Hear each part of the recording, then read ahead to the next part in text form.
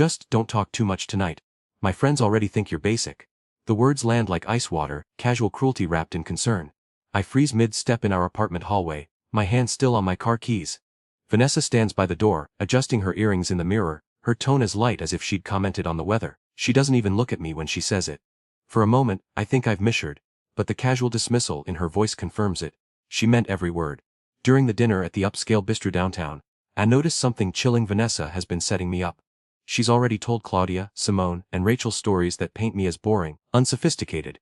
And now she's watching me like a scientist observing a failed experiment. When I do speak about my work as a project manager, Vanessa cuts me off with, "Oh, Ethan, they don't hear about spreadsheets." When I stay quiet, Claudia makes pointed comments about how quiet you're being tonight. While exchanging knowing glances with Vanessa, the conversation flows around me like I'm invisible. Discussions about vacation homes in the Hamptons, designer boutiques, people I've never heard of. Every time I try to contribute, Vanessa's hand finds mine under the table. A squeeze that feels more like a warning than affection.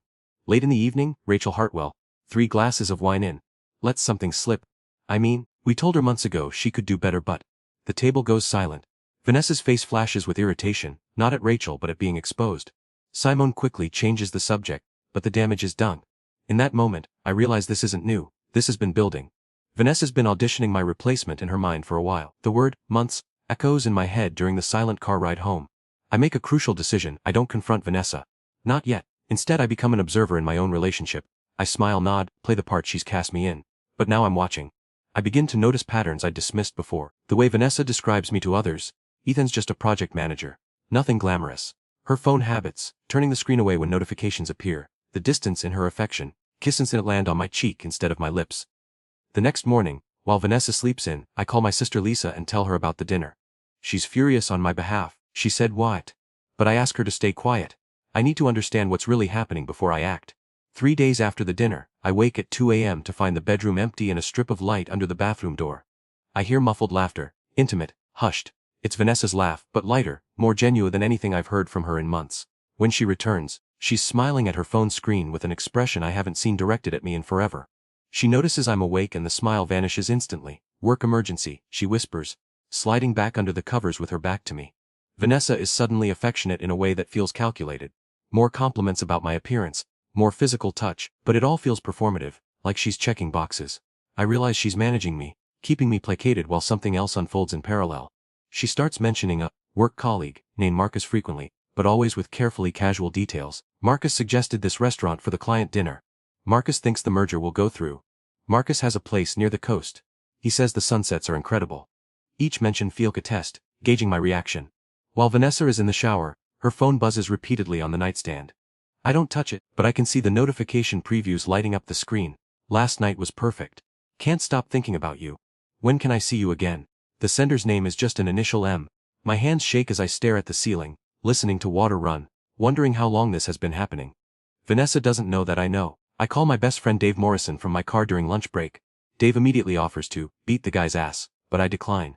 Instead I reach out to James Keller, a lawyer Dave recommended after his own messy divorce. During our consultation in James's downtown office, the advice is clear: don't confront her yet. Document everything. Protect your assets, control the timeline. The one who acts first from a position of knowledge usually wins. I begin quietly moving money from our joint account into a personal one, photographing her changed schedule on the shared calendar slate, client meetings, 3 times a week. Noting when she comes home late smelling of cologne that isn't mine. I'm preparing for war while maintaining the appearance of peace. Vanessa announces she's going on a girls' weekend to Seabrook, coastal town 3 hours away, with Claudia and Simone. She's unusually detailed about the itinerary. They're staying at the Harborview Resort, spa appointment Saturday morning, dinner reservations at Pier 7. Too detailed, I realize. Liars over-explain. I nod, wish her a good time, kiss her forehead, and watch her pack expensive lingerie I've never seen before. After she leaves, I book myself a room at the same resort under Dave's name. Vanessa isn't with Claudia or Simone. On Saturday evening I watch from a corner table at Pier 7 as she has dinner with a man. Tall, polished, confident in an expensive suit, Marcus Ashford. They're not hiding their intimacy. Vanessa touches Marcus's hand across the table, leans close to whisper something that makes him laugh, plays with her hair the way she used to with me years ago. At one point, Marcus kisses her across the candlelight, and she doesn't pull away. She leans into it, her hand coming up to touch his face. I film the entire interaction on my phone, my hand surprisingly steady, while something inside me turns to stone. Instead of confronting them, I leave cash on my table and walk out into the coastal night. I drive back home through darkness and rain, windshield wipers beating a steady rhythm, my mind eerily calm. I'm past anger now. I'm in calculation mode. I realize that confronting Vanessa would only give her time to craft a narrative, to gaslight me, to turn me into the villain, to manipulate the breakup in her favor. I need leverage, timing and control. By the time I reach our apartment, I have a plan. I contact James Keller at dawn and begin the quiet work of disentangling our lives. I transfer the remaining shared funds, secure important documents from our apartment safe, birth certificate, passport, investment statements, and change passwords on everything from Netflix to our bank accounts. I also do something unexpected. I reach out to Rachel Hartwell on Instagram, asking careful questions about Vanessa's weekend plans, acting confused rather than accusatory. Hey Rachel, Vanessa said you guys were at Seabrook this weekend. How was the spa? She wasn't answering her phone and I got worried. Rachel's confused response comes within minutes. What? I'm not in Seabrook. I'm at my parents' place upstate. Is everything okay? I thank her and don't respond further. The seed is planted. Rachel will ask questions. Vanessa returns from her girls' weekend. Glowing, relaxed, and surprisingly attentive. Sunday evening, she curls up next to me on the couch and suggests we start planning the wedding again. A topic she'd been avoiding for weeks, always claiming work stress whenever I brought it up. She shows me venue photos on her phone, discusses invitation designs, even initiates intimacy that night with an enthusiasm that's been absent for months. I participate, but I feel like I'm watching myself from outside my body, playing a role in Vanessa's theater. I discover Vanessa has been planning to leave me. But only after the expensive engagement party her parents, Patricia and Robert Starling, are throwing next month at their country club. She wants the gifts, the attention, the spectacle, and then she'll transition smoothly to Marcus. I find a draft email on our shared laptops. Vanessa forgot to log out after checking it in the kitchen, where she's coordinating with Marcus. After the party, I'll tell him. My parents will be disappointed initially, but once they meet you and see what you can provide, they'll understand. The timing needs to be perfect. I don't want drama before their anniversary gala in September. Let's be patient just a bit longer. I realize Vanessa sees me as a placeholder, a prop in her social narrative until a better option is fully secured. This isn't about love lost. It never was love to begin with. It's about control, image, and calculated self-interest. She's treating our engagement like a business transaction she's looking to upgrade. Something hardens in me, something that makes my next moves clear and cold. I text Lisa, "You were right. About everything." Then I call Dave, "I need your spare room for a few weeks starting next Monday." Finally, I email James, "We're moving forward." Now, I become an actor in my own life. I enthusiastically agree to Vanessa's wedding planning, compliment her venue choices, engage warmly with Patricia when she calls about party details, even suggest expanding the engagement party guest list to include some of my colleagues like Tyler Chen, who's been asking about the wedding. Meanwhile, I've secured a lease on a small one-bedroom apartment across town, arranged for movers to come the day after I confront her, and compiled all my evidence. The video, the emails, the timeline, into a folder James can use if needed. I also begin quietly reaching out to mutual friends, not to gossip, but to gently correct the basic narrative Vanessa's been building, casually mentioning my recent promotion to senior project manager, sharing photos of my volunteer work with the youth mentorship program, letting others see the version of me she's been deliberately hiding. The night before the engagement party, I ask Vanessa to sit down at our dining table for an important conversation about our future. It's 8 p.m., and she looks nervous. Perhaps sensing something has shifted in me over the past weeks. I've been too calm, too agreeable. I remain gentle in my demeanor as I open my laptop and turn the screen toward her. It shows the video from Pier 7, Vanessa and Marcus, the intimate touches, the kiss, the way she looks at him. Her face drains of all color. Ethan. Vanessa doesn't deny it. Instead she attacks, "You followed me. You invaded my privacy, you filmed me without consent." Her voice rises indignant as she tries to flip the script, painting herself as the victim of my controlling, obsessive, stalker behavior. But I don't take the bait. I simply open another folder on the laptop. Screenshots of her email to Marcus, the timeline of her lies, the financial transfers I've already made. I also know about the email to Marcus. I know about the timing. I know you were going to leave after using your parents' party for gifts and attention. Her surprise at how much I know, how long I've known, how thoroughly I've prepared, freezes her mid-sentence. I slide a piece of paper across the table.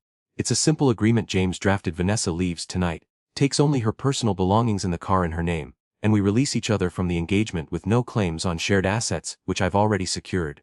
In return, I'll handle the party cancellation with dignity, telling Patricia, Robert, and our friends we mutually decided to part ways after realizing we wanted different things.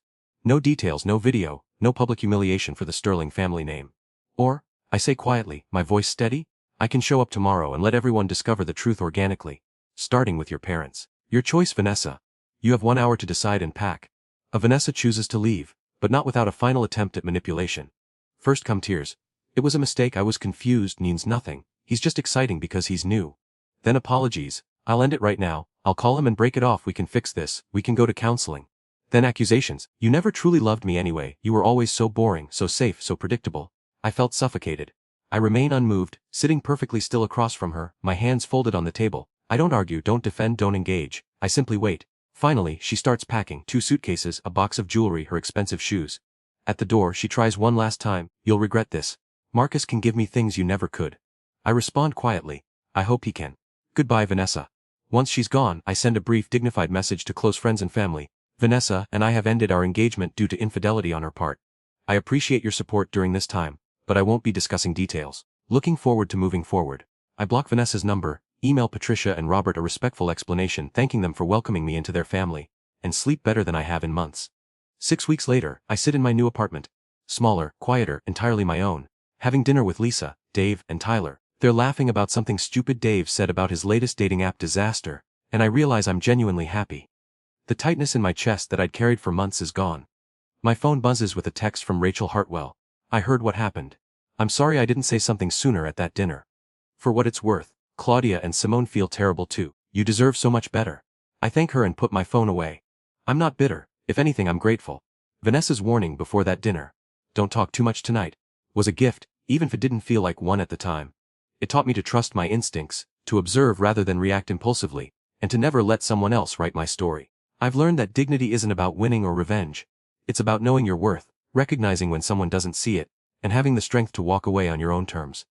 This story is about recognizing emotional manipulation, reclaiming self-worth, and the quiet power of strategic patience. I transformed from a victim of psychological warfare into an architect of my own liberation, not through aggression or drama, but through observation, preparation, and decisive action. Vanessa represents the narcissistic partner who sees relationships as transactions and people as accessories, while I embody the strength found in choosing yourself over someone who's already chosen someone else.